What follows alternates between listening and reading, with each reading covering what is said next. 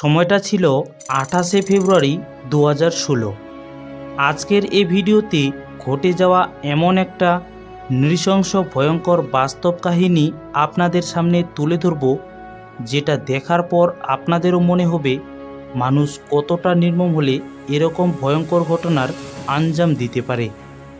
মহারাষ্ট্রের থানেতে একটা এমন ভয়ঙ্কর রাত নেমে আসে এবং ওই রাত্রে পাড়ার প্রতিবেশীরা যে ভয়ঙ্কর হত্যাকাণ্ডের সাক্ষী হয়ে দাঁড়ায়, তারা এটা জীবনে কোনোদিনও ভুলতে পারবে না। রাত 2টো থেকে 3টে নাগাদ সবাই যখন ঘুমে নিস্তব্ধ, ঠিক তখনই একটা গলা ফাটা চিৎকার উঠে আসে।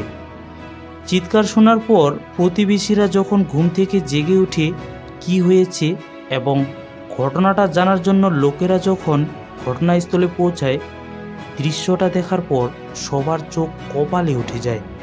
ওয়ারিকার ফ্যামিলির একটি মেয়ে, যার গলা থেকে ফিঙ্কি দিয়ে রক্ত বার হচ্ছে, আর সেটিকে আটকানোর জন্য হাত দিয়ে গলাটিকে সে চেপে ধরেছে। তাকে বাঁচানোর জন্য সবার কাছে সে প্রাণ ভিক্ষা করতে থাকে, আমাকে বাঁচাও, বাঁচাও আমাকে। আর তার এই কারণের অবস্থা হিসেবে সে তার বাড়ির নিজের দাদাকেই দেখিয়ে দেয় যে বাড়ির প্রত্যেকটা লোককে নৃশংসভাবে হত্যা করেছে, আর কোনো রকমে সে বেঁচে গেছে, তাই তাকে যেন সবাই বাঁচায়। এই কথাটা শোনার পর সেখানে উপস্থিত হওয়া লোকেরা সবাই স্তম্ভিত হয়ে যায়। কি ঘটেছিল সে রাতে, আর কেনই বা তার দাদা বাড়ির সবাইকে খুন করেছে, আর এই সমস্ত ঘটনাগুলো ঘটার পর তার দাদার কি সাজা হয়েছে, এই সমস্ত কিছুই জানতে পারবেন আজকের এই ভিডিওতে। তো অবশ্যই আপনারা ভিডিওটা শেষ পর্যন্ত দেখতে থাকুন। থানের কাঁসার গড়াবলিতে এই ঘটনাটি ঘটে। ওই এলাকার দুতলা বাড়িতে ওয়ারিকার ফ্যামিলি থাকতেন, কিন্তু 28শে ফেব্রুয়ারি এমন এক বিভীষিকাময় রাত নেমে আসে, যার আর্তনাদে পাড়ার লোক নিজের বাকশক্তি হারিয়ে ফেলে। গলা দিয়ে অজস্র রক্ত ঝরে পড়ছে এবং তার বাঁচার আর্তনাদ। আর এই চরম দুর্ঘটনার সাক্ষী হয়ে দাঁড়ায় পাড়ার লোকজন। দরজা পিটিয়ে জানালা ভেঙে সবাই যখন বাড়ির ভিতরে প্রবেশ করে, সবার প্রথম আহত মেয়েটিকে তাড়াতাড়ি স্থানীয় হাসপাতালে নিয়ে যায় পাড়ার লোকজন। আর তাদের মধ্যে একজন পুলিশকে ফোন করে এই ঘটনার কথা জানায়। খবর পাওয়ার সাথে সাথেই পুলিশ এই ঘটনাস্থলে তৎক্ষণাৎ পৌঁছে যায়। তারপর পুলিশকে নিয়ে এলাকার লোক ঘরের ভিতরে ঢুকতেই সেখানকার দৃশ্য দেখে তাদের সবার পায়ের তলা থেকে মাটি সরে যায়। পুরো ঘর রক্তাক্ত হয়ে রয়েছে, মেঝেতে পা রাখার মতো জায়গা পর্যন্ত নেই। ঘরের মধ্যে এত লাশ, এত রক্ত, সেখানে বেশিক্ষণ টিকে থাকা সবার পক্ষে সম্ভব হলো না। তারপর তদন্তকারীরা চারিদিকে তদন্ত করতে শুরু করে। চারিদিকে গলা কাটা মানুষের মৃতদেহ পড়ে আছে। পরক্ষণেই অন্য ঘরে ঢুকতেই তদন্তকারীরা আরও একটা ভয়ঙ্কর দৃশ্য দেখতে পায়। ফ্যানের উপর গলায় দড়ি দিয়ে আরেকটা লাশ ঝুলে আছে, আর সঙ্গে হাতে ধারালো একটা ছুরি। তদন্তকারীদের বুঝতে অসুবিধে হলো না যে এই সেই নির্মম হত্যাকারী। প্রতিবেশীরা বলে ওঠে, এই সেই হাসনেন, যার বিরুদ্ধে বাড়ির সবাইকে মারার অভিযোগ করে গেল তার সেই আহত বোন। অর্থাৎ তার সেই আহত বোন ছাড়া বাড়িতে আর কেউ বেঁচে ছিল না। কি হয়েছিল এই ওয়ারিকার ফ্যামিলিতে, যার পরিণাম হিসেবে বাড়ির 14 জনকে নিজের জীবন হারাতে হয়েছিল। রেহাই পর্যন্ত পায়নি সেই 4 মাসের নবজাত বাচ্চাটিও। যারা খুন হয়েছিল সেই ওয়ারিকার ফ্যামিলির মুখ্য কর্তা 55 বছর বয়সী আনোয়ার ওয়ারিকার, তার স্ত্রী আসগারি ওয়ারিকার, যার বয়স ছিল 50 বছর। তাদের 4 মেয়ে এবং 1 ছেলে ছিল। ছেলের নাম হাসনেন, 4 মেয়ে সাবিনা, বাতুল, মারিয়া এবং সোবিয়া। ওয়ারিকার ফ্যামিলির একমাত্র যে কন্যা বেঁচে ছিল তার নাম সোবিয়া, যাকে আহত অবস্থায় হাসপাতালে পাঠানো হয়। 5 জন সন্তানের মধ্যে 3 জনের বিয়ে হয়েছিল। যার বিয়ে হয়নি সে বাতুল, বয়স ছিল 30 বছর। সে শারীরিক দিক থেকে অক্ষমতা ছিল, নিয়মিত ওষুধ চলত তার। এছাড়াও এই পরিবারে ছিল হাসনাইনের স্ত্রী জাবিন এবং তার 2 কন্যা সন্তান। একজনের বয়স ছিল 6 বছর, আরেকজন 4 মাসের কন্যা সন্তান। এছাড়াও ছিল সাবিনার 2 ছেলে এবং 1 মেয়ে, মারিয়ার 2 ছেলে এবং সোবিয়ার 5 মাস বয়সের একটি ছোট্ট মেয়ে। পরিবারের 3 মেয়েই নিজের শ্বশুর বাড়িতে থাকত, আর বাকি সদস্যরা এই ওয়ারিকার পরিবারেই থাকতেন। তাদের ফ্যামিলির প্রত্যেকটা সদস্যই ছিল শিক্ষিত এবং তাদের পরিবার যথেষ্ট ধনীও ছিল। টাকা পয়সার কোনো কমতি ছিল না তাদের। এছাড়াও হাসনাইন গ্র্যাজুয়েট ছিল। এছাড়াও সিএ ফার্মে ভালো বেতনের চাকরিও করত হাসনাইন। পাড়ার প্রতিবেশীদের সঙ্গে কথা বলে জানা যায় হাসনাইন যে ছেলেটি রয়েছে সে অত্যন্ত ভদ্র ছেলে। পাড়ার লোকেদের সাথে কথা বলতো, মাথা নিচু করে কথা বলতো, পাড়ার প্রত্যেকটা লোককে সম্মান করত এবং বেশিরভাগ সে নিজের কাজ নিয়েই ব্যস্ত থাকত। কখনো কোনো ঝুঁট ঝামেলা বা সাত পাচে কখনোই থাকতো না সে। তার পরিবারের মধ্যে একটা ইউনিক ব্যাপার ছিল, তারা সবাই দূরে দূরে থাকলেও যারা শ্বশুর বাড়িতেও চলে গেছে তারা কখনো না কখনো বাড়িতে একবার খাওয়ার দাওয়াত দিত এবং সপরিবারে সেই বাড়িতে উপস্থিত হতো। যেমনটা ঠিক 28শে ফেব্রুয়ারি হাসনাইনের বাড়িতে সবাই এসে উপস্থিত হয়েছিল। তারপর পুলিশ যখন সবার কাছ থেকেই হাসনাইন এবং তার পরিবারের সব তথ্যগুলো ভালো পাচ্ছিল, তখন স্বাভাবিকভাবেই মনে প্রশ্ন উঠে আসে যে হাসনাইন তাহলে তার বাড়ির সবাইকে এত নির্মমভাবে হত্যা করল কেন? পুলিশের কাছে তখন একমাত্র এভিডেন্স ছিল হাসনাইনের আহত বোন সুবিয়া। ওদিকে সুবিয়া আস্তে আস্তে সুস্থ হয়ে ওঠে। প্রথমত তার পক্ষে কথা বলা কোনো মতেই সম্ভব ছিল না। মানসিক দিক থেকে সুবিয়া প্রচণ্ডভাবে ভেঙে পড়ে। এরপরে ধীরে ধীরে প্রায় 6 মাস নাগাদ সুবিয়া যখন সুস্থ হয়ে ওঠে, পুলিশ প্রশ্ন করলে কি ঘটেছিল সেই রাতে।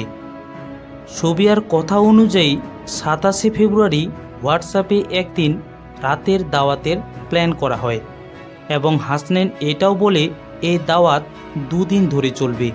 প্রথম দিন তার বোনেরা ও ভাগ্নে ভাগ্নিরা এবং তারপরের দিন তার জামাইবাবুরা আসবে। এই প্ল্যান অনুযায়ী তাই 2 দিনের দাওয়াত রাখা হয়। যেহেতু এই ধরনের দাওয়াত প্রায় সবার বাড়িতেই হয়, তাই তারা প্রায় সবাই আসার চেষ্টা করে। রাত্রে খাওয়া দাওয়ার পর হাসনাইন সবার জন্য ফালুদা নিয়ে আসে আর সেই ফালুদার মধ্যে মিশিয়ে দেয় ঘুমের ওষুধ। তারপর সবাই সেই ফালুদা খেয়ে নিজের নিজের ঘরে ঘুমিয়ে পড়ে অচেতনভাবে।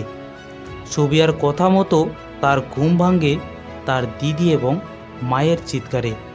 তারপর সে তাড়াতাড়ি করে নিজের ঘর থেকে বেরিয়ে নিচে নেমে আসে আর সামনে তখন দিদি ও মায়ের রক্তাক্ত দেহ অচেতনভাবে পড়ে থাকতে দেখে।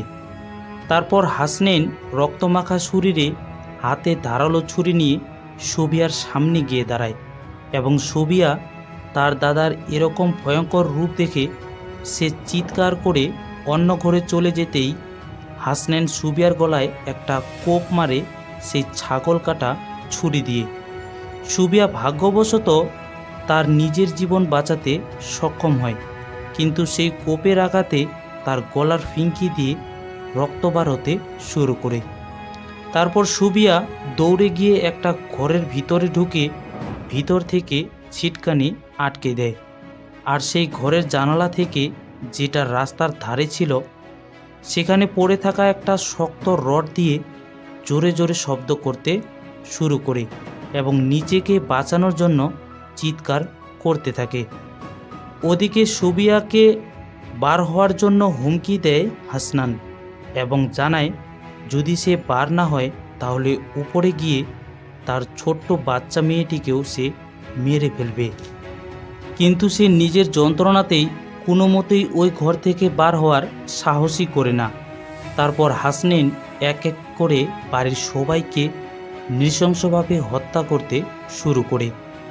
এরপর খুনের কারণ জিজ্ঞাসা করায় সবিয়া পুলিশকে যে ঘটনার কথা জানায়, সেটা শোনার পর সবাই চমকে ওঠে।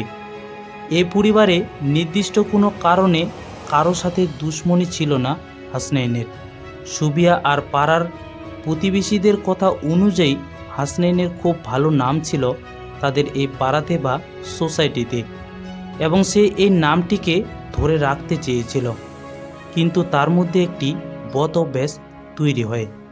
সে বিভিন্ন জায়গায় টাকা লাগাতে শুরু করে, যেমন শেয়ার মার্কেট বা বিভিন্ন ধরনের ব্যাটিং, আর নিয়মিত জুয়া খেলতে শুরু করে হাসনেন। জুয়া এমন একটা জিনিস যা আপনার জীবনকে নষ্ট করে এবং আপনার পরিবার সহ, যার জ্যান্ত উদাহরণ আজকের এই হাড়হিম করা বাস্তব দুর্ঘটনা। হাসনেন জুয়া খেলতে খেলতে একদিন এমন এক জায়গায় এসে পৌঁছায় যা বাড়ির গয়নাগাথি বিক্রি করে পর্যন্ত সে জুয়া খেলতে শুরু করে এবং সব টাকা বাজি লাগিয়ে সে হেরে যায়। এরপর সে নিজের সুনামকে ব্যবহার করা শুরু করে, সবার কাছ থেকে টাকা ধার নিতে শুরু করে হাসনেন। নিজের আত্মীয় স্বজন, বাবার কাছে পর্যন্ত এবং আরও পাড়া প্রতিবেশী, বন্ধুবান্ধব প্রায় সবারই কাছ থেকে বিভিন্ন কারণ বলে টাকা ধার নেয় হাসনেন। টাকা ধার নিয়ে তার এই টাকাগুলো বিভিন্ন জায়গায় লাগাতো, যেমন সাট্টিবাজ, ব্যাটিং, শেয়ার মার্কেট, এবং ধীরে ধীরে এই টাকাগুলো সে লস হতে থাকে। আর এই লসের টাকার পরিমাণ এতটাই বেশি ছিল যা শুনলে আপনিও অবাক হয়ে যাবেন। টাকার পরিমাণ ছিল প্রায় 65 লাখ টাকা, যা পরিশোধ করা হাসনেনের পক্ষে কোনো মতেই সম্ভব ছিল না। সমস্ত রকম টাকা হাসনেন জুয়োয় লাগিয়ে দেয় এবং সব টাকা হেরে যায়। আর তখন থেকেই সে মেন্টালিভাবে ডিস্টার্ব হতে শুরু করে।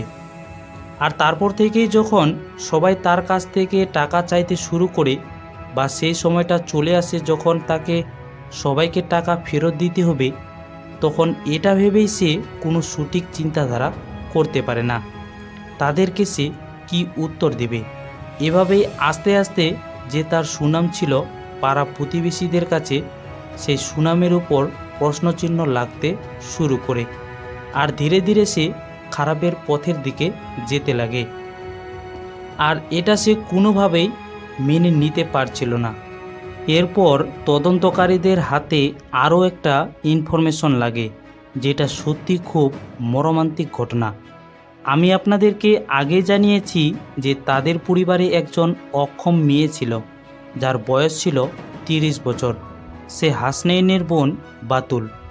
তথ্যে উঠে আসে হাসনেন এই বোনের সাথে জোরপূর্বক শারীরিক সম্পর্ক তৈরি করত। অর্থাৎ এতদিন যে ভালো মানুষের মুখোশ পরে মানুষের সামনে ভালো সেজে বেড়াতো, সে কিন্তু মোটেও ভালো মানুষ ছিল না। তার মধ্যে অনেক খারাপ গুণ ছিল, যেটা কিন্তু কেউই জানতো না। কিন্তু সাধারণত এইভাবে ভালো মানুষ যারা হয়ে থাকে বা ভালো মানুষ হওয়ার ঢং যারা করে, তারা কিন্তু তাদের এই ইমেজটিকে বজায় রাখার জন্য বহু নিচে নেমে যায়, যেটা হাসনেনও করেছিল। তার বোনের সাথে করা এই অপব্যবহার বাড়ির লোকেও ধীরে ধীরে জানতে পেরে যায়, কারণ তার বোন সবিয়াকে তার দাদার এই অপব্যবহারের কথা জানায়, এবং পরে সবিয়া তার মাকে এই ঘটনার কথাটি একদিন জানায়। এবং তারপর থেকেই হাসনেনের সাথে পরিবারের লোকজন কথা বলা বন্ধ করে দেয়, আর হাসনেনের প্রতি সবার একটা ক্ষোভ জমে ওঠে। হাসনেন এই ব্যাপারটাকে একদমই সহ্য করতে পারেনি। হাসনেন কোনো মতেই চাইতো না যে তার টাকার লসের ব্যাপারটা সবাই জানুক, বা তার এই কুকর্ম যেটা সে তার নিজের বোনের সাথে করেছিল। এই ব্যাপারটা নিয়ে মাথার মধ্যে প্রচুর পরিমাণে তার অশান্তি সৃষ্টি হয়, এবং যার ফলে সে তার বোনের ওষুধগুলো খেতে শুরু করে। হঠাৎ করে একদিন তার মা তার বোনের ওষুধগুলো খেতে দেখলে তাকে মানা করে এবং বকাঝোকাও দেয়, কিন্তু তারপরে সে জানায় এই ওষুধ খেলে নাকি তার ব্রেনে বুদ্ধি বাড়ে এবং প্রায় সে তার বোনের ওষুধগুলি চুরি করে খেতে শুরু করে। আর তারপর থেকেই চারিদিক থেকে যখন বিভিন্ন ধরনের চাপ সে ফেস করে, আর এই ওষুধ খাওয়াতেও হতে পারে তার মাথার মধ্যে যে পরিবর্তনটা আসে, সে এটাই ঠিক করে বাড়ির সবাইকে সে মেরে ফেলবে, কোনো প্রমাণই রাখবে না সে কতটা খারাপ মানুষ। তাই সে প্ল্যান মতো সবাইকে নিজের বাড়িতে আমন্ত্রণ জানায়। তাদের মধ্যে তার ছোট বোন সবিয়া সে জানায় বাড়িতে কাজ রয়েছে, এদিন সে আসতে পারবে না, চেষ্টা করবে পরের দিন আসার। কিন্তু আজকেই তার প্ল্যান মাফিক কাজটা শেষ করতেই হবে। তাই সে নিজে গিয়ে তার বোন সবিয়াকে এবং তার ছোট্ট ভাগ্নিটিকেও নিয়ে আসে এবং যথারীতি খাওয়া দাওয়া হয়। তারপর ফালুদা নিয়ে আসে সবার জন্য, সবাইকে ফালুদা খাওয়ানো হয়। এরপর সবাই নিজের নিজের ঘরে অজ্ঞান অবস্থায় পড়ে থাকে। প্রথমে সে তার বাবার ঘরের দিকে যায়, গলা কেটে সে তার বাবাকে হত্যা করে। সে বুঝতেও পারে না কে তাকে মারলো বা কেনই বা মারলো। তারপর সারা রাত ধরে সে এই শয়তানি খেলা খেলতে শুরু করে। তারপর একে একে নিজের মা, নিজের স্ত্রীকেও সে ছাড়ে না। স্ত্রীকে মারার আগে তার স্ত্রী জেগে ওঠে, কিন্তু সে ছুটে পালাতে চাইলেই তার চুলের মুঠি ধরে নৃশংসভাবে তার গলা কেটে হত্যা করে এবং কি তার 6 মাসের বাচ্চাকেও মারতে সে দ্বিধাবোধ করেনি। এর সাথে সে তার 6 বছরের মেয়েকেও হত্যা করে। যত ভাগ্নিরা উপস্থিত ছিল এই বাড়িতে সবার গলা কেটে সে হত্যা করে। আর যে ছুরি দিয়ে সবাইকে খুন করেছিল, সেই ছুরিটি নাকি বাকরি ঈদের জন্য রাখা হয়েছিল। আর বাকরি ঈদে যত ছাগল কাটা হতো সব হাসনেইনি করত, তাই তার কাটার দিক থেকে খুব ভালো একটা এক্সপিরিয়েন্স ছিল। কিন্তু সৌভাগ্যবশত সবিয়াকে পুরোপুরি সে মারতে পারেনি, যার ফলে আজ পুরো দেশ এই ভয়ানক হত্যাকাণ্ডের সাক্ষী হয়ে দাঁড়ায়। তদন্তকারীরা আরও সেই ঘরের মধ্যে বহু ধরনের তদন্ত শুরু করে, কিন্তু সাক্ষ্য প্রমাণ হিসেবে তারা আর কিছু পায় না। সবিয়া যে সমস্ত কথাগুলো বলেছে সেগুলোকেই সত্যি মেনে তাদেরকে এই ইনভেস্টিগেশন আগে চালু করতে হয়, কারণ এছাড়া তাদের পরিবারে আর কেউই বেঁচে ছিল না যে এই ঘটনার কথাগুলো আরও জানাতে পারবে। পুলিশও তাদের তদন্ত এখানেই ক্লোজ করে দেয়, কারণ যে হত্যা করেছিল সে নিজেও গলায় ফাঁসি দিয়ে মারা যায় এবং হাসনেইন এই ঘটনার দোষী মেনে কেসকে এখানেই বন্ধ করে দেওয়া হয়। সবিয়া ধীরে ধীরে সুস্থ হয়ে ওঠে, আর তারপর থেকেই সে কোনোদিনও এই বাড়ির দিকে ভুল করেও আসেনি, কোনোদিনও সে আর এই বাড়ির দিকে ঢুকতে পারেনি। তাদের আত্মীয় স্বজনেরা ভেবেছিল এই বাড়িটিকে মাদ্রাসাকে দিয়ে দেবে বা দান করে দেবে, কিন্তু এখনও অবধি এই বাড়িটি পরিত্যক্ত অবস্থায় পড়ে রয়েছে। আর প্রায় 14 জনের খুনের সাক্ষী হয়ে দাঁড়িয়ে রয়েছে এই দোতলা বাড়িটি।